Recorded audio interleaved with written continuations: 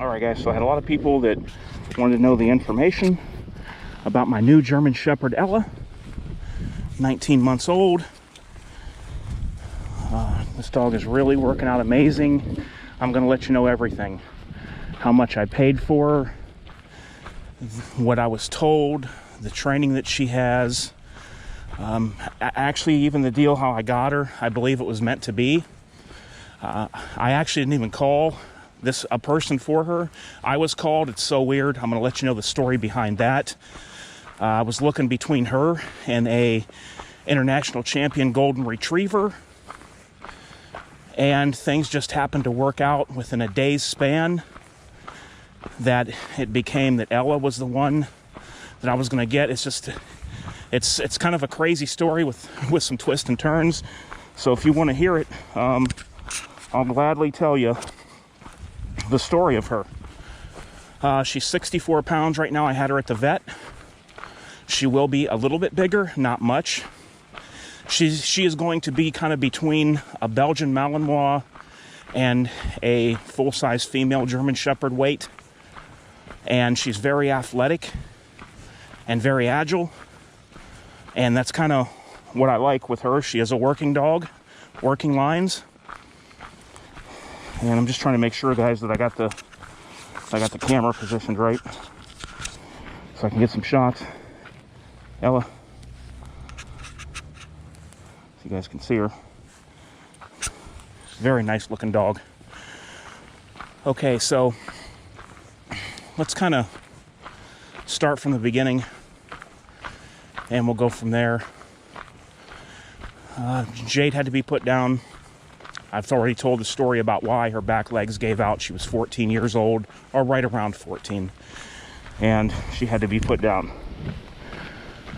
So after a few weeks, maybe a month, I started looking into dogs. The first thing I looked into was a German Shepherd. I'd wanted a German Shepherd for a long time. And I even almost got one while I still had Jade. I wanted one so bad. But I couldn't find the right match because it's not the right situation for me to raise a puppy. If I could have and raised a puppy, I would have had literally tons of options available. All over around me, I had options available. When you look up dogs and different things for sale, of dogs that I could have had, I needed the right fit, and I knew that would be rare, and I knew it would be hard to come by. I was looking for an awful lot that wasn't going to cost me a ton. Now, most people might think that what I paid was a ton, but we'll get into that in a little while, what I paid and things like that. So I couldn't find the right fit for a German Shepherd, and I started looking at labs and golden retrievers. Let me tell you guys something. I love labs and I love golden retrievers, but I like a dog that, to me, has kind of what I call a dual purpose. So what do I mean by that? What do I mean by a dual purpose? Well, what I mean by a dual purpose is that either the dog is a pet and a working dog, protection dog, or the dog is a pet and it looks the part. It may not necessarily be trained to bite, attack, whatever, but it looks the part enough and barks to where people wouldn't come near. So that's kind of what I thought. But I thought, you know, golden retrievers, labs are such sweet dogs. This could definitely work out for me with one of these. So I got to looking at golden retrievers. And I found something that might be a good fit. All right, guys, so started looking at an English cream golden retriever. She was about an hour drive from me. And here was the deal with her. It's pretty awesome. Well, everything except for one aspect. She was an international champion, had ribbons, medals, 3 years old, raised in the house. house trained, obedience trained, leash trained. And the reason they were selling her is because that when they went to the vet to have everything checked over, the vet found a grade 1 heart murmur. Heart murmurs in dogs go from grade 1 to 6. 1 is barely detectable, and they say probably will never affect the dog's life as a pet. So, for them, breeding this dog was out of the question, because if they bred the dog with the heart murmur, people wouldn't want the pups because they'd be afraid that it would be passed down genetically. So they wanted $1,500 for her. This was going to be a golden retriever that was a turnkey dog. You take her home, get her used to you in your house, everything's done. Everything's good. She's already been trained. So I sent them a message. I actually just tried to call. They sent me a message, and they are like, please send me your email. We're going to send you paperwork to fill out for you to be in consideration for the dog. There's other families that are in consideration for the dog. And when you get this filled out, send it back to us, and we'll go over it when we can. They were real slow to reply to everything. They had a very nice setup. They weren't no backyard breeders, no basement breeders.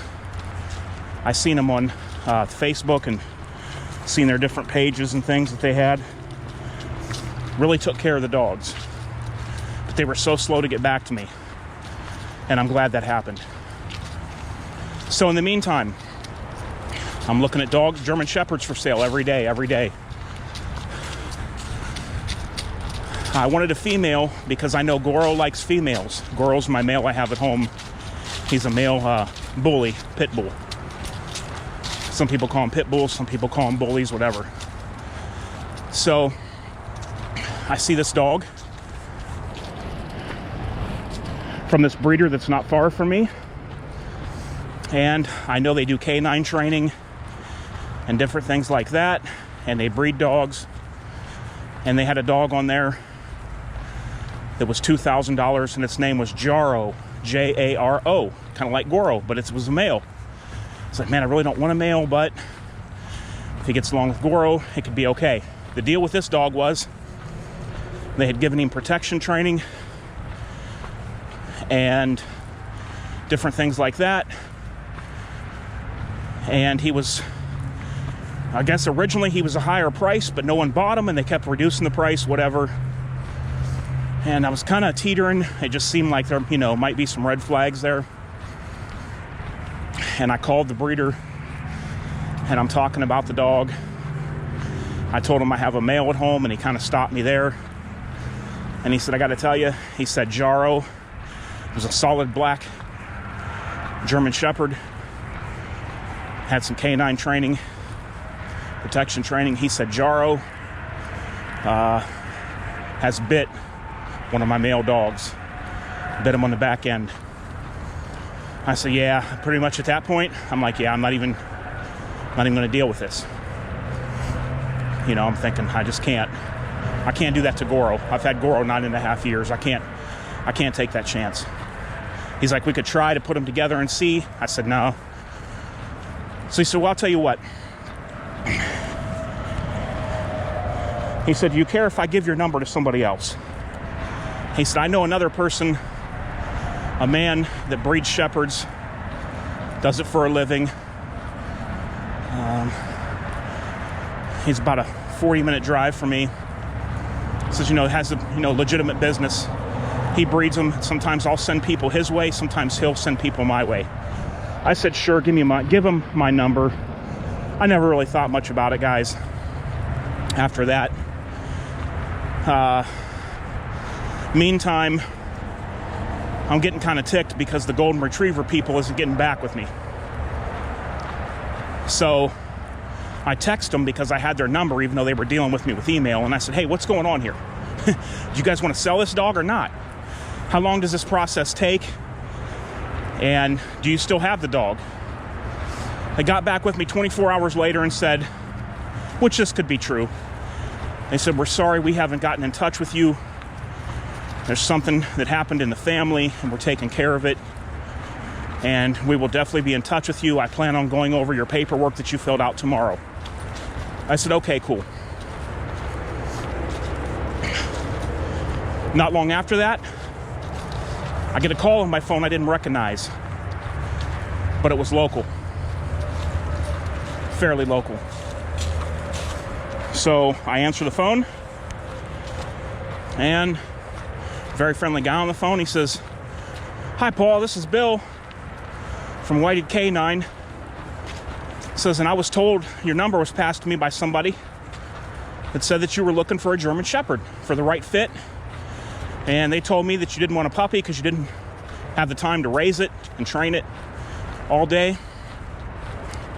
And he said, "I have some different options and different things, you know," and he said, "I've got one coming back. So I'll tell you what that means." Let me stop there and tell you what that means. He has some deals with people where they will raise certain German Shepherds for him to a young adult. And these dogs can go right into canine training for a police officer, or go to service animals for the disabled, military vets, service animals, and things like that. Or for me, and different things, people that don't want to raise a puppy. So Ella right here was one of the dogs that was with a woman that raised her to 18 months. She's 19 months now. Raised her to 18 months. Brought him back to him. I don't know if this is a breeder or whatever, but she gets compensated for doing this. And she, you know, raising her with basic obedience training, raising her in the house. And basically, you get the dog. And if I want to do canine training or whatever, it takes 3 months before they'll do it, till the dog's acclimated to me fully. You can go into the canine training, which is a lot of money. So he said, you know, I'm getting a dog back, or I just got a dog back that's house trained. And he said, this might be a good fit for what you're looking for. And he said, I've also got some other things here that we could look into. And some of his prices, guys, went really high. Some of the prices, we're talking $4,500. Really nice dogs, though, really nice lines and different things like that. And he's like, you know, I will make deals. He's like, if you get a female, as far as breeding them back and, you know, doing a deal with the pups or something, he said, but, you know, I'm sure we can work something out. You can look at the dogs and let me know what you think. The guy wasn't high pressure at all. He seemed low pressure. So I can come up and check out the dogs and things like that. This time I really have no idea who I'm dealing with. And this is the guy that had Ella, of course. So I go up there to where he's at, and I was pretty surprised at the big operation that this guy had. So I turn in to where the house is. There's a metal sign, Whited K9. It's got 2 German Shepherds on each end of this metal sign, like standing up barking. And it says, you know, canine training. You turn in by the house, and there's a big gate behind the house, and it's open, and there's a metal sign that says, please drive slow, watch for loose dogs. And at this point, I'm like, yeah, this ain't no basement breeder. So I go on back, drive on back. He has a building back there that's bigger than his house. Big metal sign on it, Whited K9. German Shepherd standing in the air. I saw a Doberman Pinscher that was probably one of the best I'd ever seen in a kennel. As I pulled up, I had to stop and look at it. It's his main male stud. He breeds German Shepherds too. And I go on back there. And he's got a couple of his own house dogs are black, solid black German Shepherds. So I go back there. He's like, let me show you this one. He said, just from what I'm told, seems like it might be a good fit for you. He said, but I have several dogs to show you. I said, okay. He brings Ella back, and her ears just perked up. He brings Ella back to me. He says, let's go into my office here. We go into his office. He says, I'm going to sit down in a chair, I want you to sit down in the chair across from me, and we're just going to let her naturally come to you and, you know, get to know you a little bit. This is the best way with you in a seated position. And she'll come over to you and you can pet her and see what you think. I said, okay. So I sit down, doesn't take long, he's got her on a leash. She comes over to me, I'm petting her. Pretty soon she turns around, it's facing him, she's leaning against me, like laying on my leg, and I'm petting her. And I'm thinking, man, this is a good dog right here. He puts her away, he says, let me show you a couple more. He brought out a really nice black and sable, about a 16-month-old girl that he said was housebroke. Now, this dog was wild. Its drive was super high. Beautiful looking dog. Black mask on the muzzle, black around the eyes. It was just wild. It was like trying to jump up in the air. He's pulling it down. It was digging in the gravel. Like it would come down and dig in the gravel, just start digging. And I thought, man, I don't know, you know. I thought this dog's nice, and she was $3,500. And I'm like, man, I don't know. This guy even had vehicles and stuff with his company name on it. Open the van door, and the dog goes right into the kennel. Things like that. And then I kind of look at a couple Doberman pinchers, and he showed me some Dobermans that he had there. I'll try to insert some pictures right now if I remember.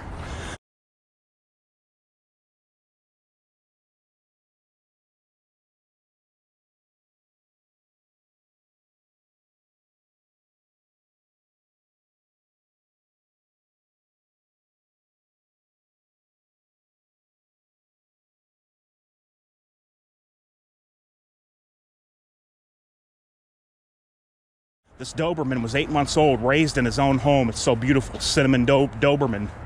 $4,500. It's a male. This thing just looked amazing to me. Still, though, I wanted a shepherd. So some other women come to look at dogs. And he's showing this lady. She's a little older. She hikes. She wants a good dog.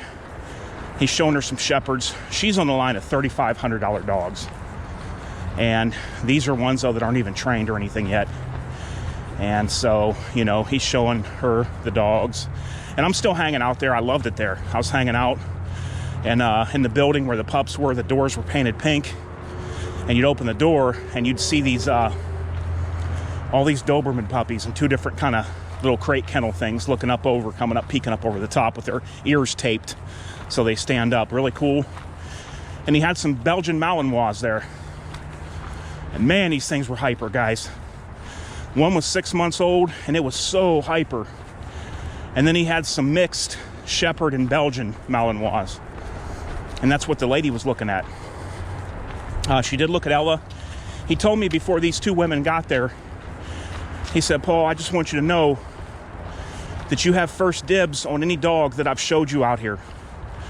He said, two women's coming. One wants to look at a dog. He said, I'm going to show them all the dogs I showed you as well. He said, but you have first dibs because you saw them first. And, you know, you're still trying to make up your mind. I said, okay, cool. He told me that for Ella, he would do $2,000 for me. Just straight $2,000, no pups, no back, no nothing.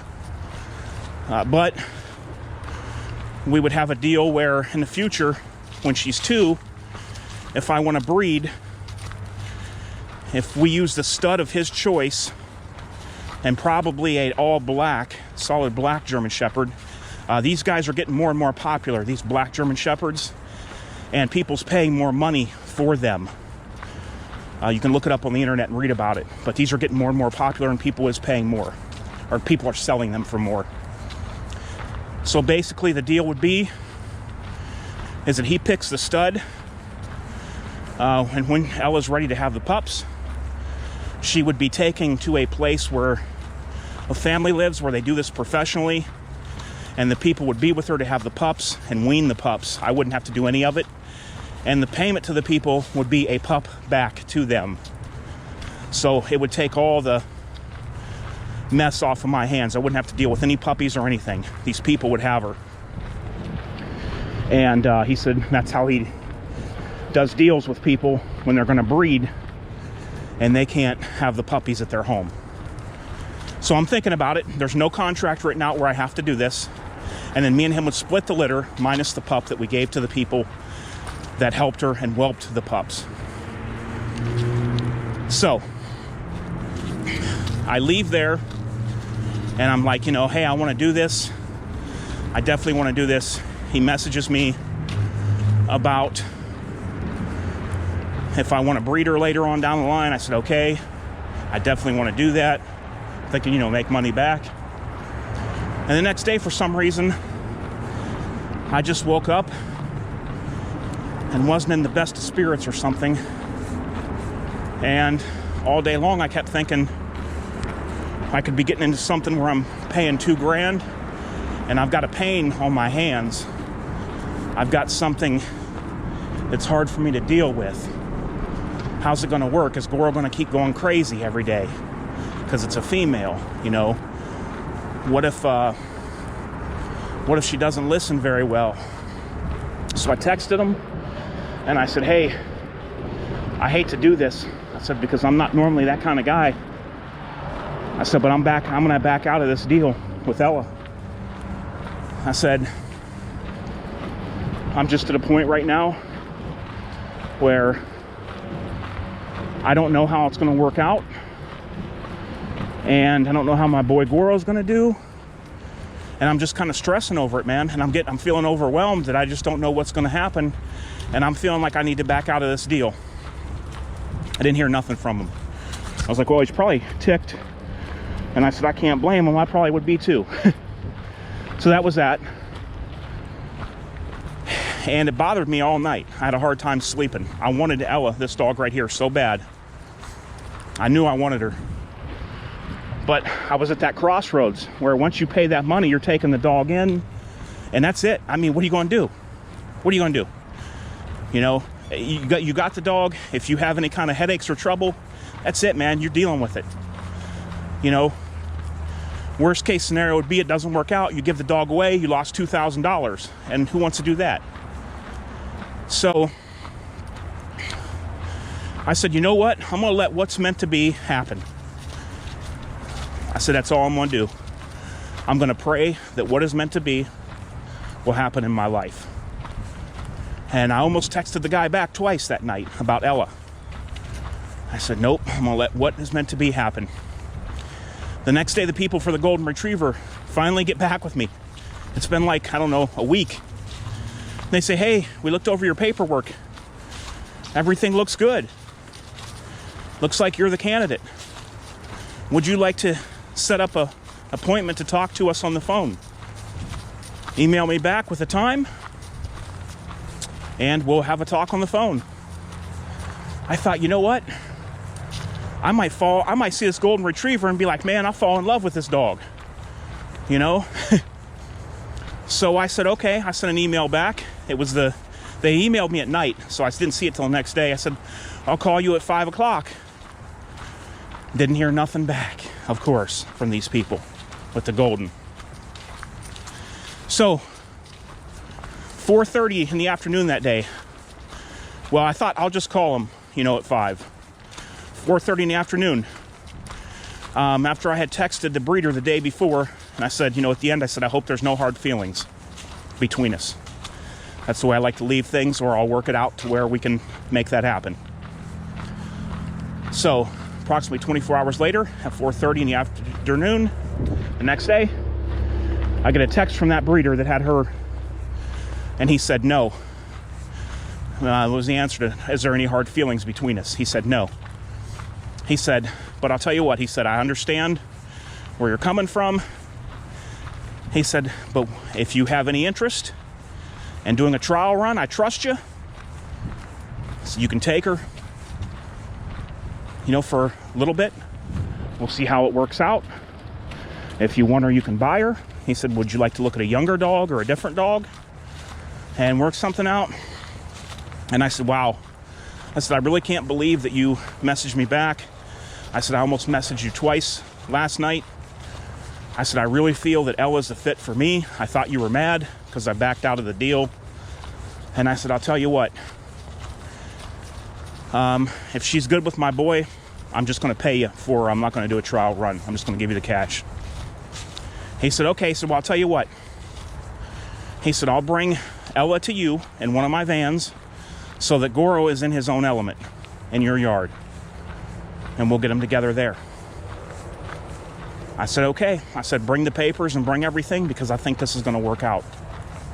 I said, I'll have the cash. He said, okay. So I get home from work and he's there. Put her and Goro in the yard. Everything's cool. Goro's trying to get up on her like he's going to breed her, of course, and she's not even in heat. But Goro's 10 years old, mind you. And she's, you know, he said, let her do it. She's turning around, just giving him a bark, you know. No dog showed aggression to the other dog. She would turn around and give him a quick, you know, show her teeth and bark. And it would cool him down. Jade used to do that to him. So all was good. And I took her.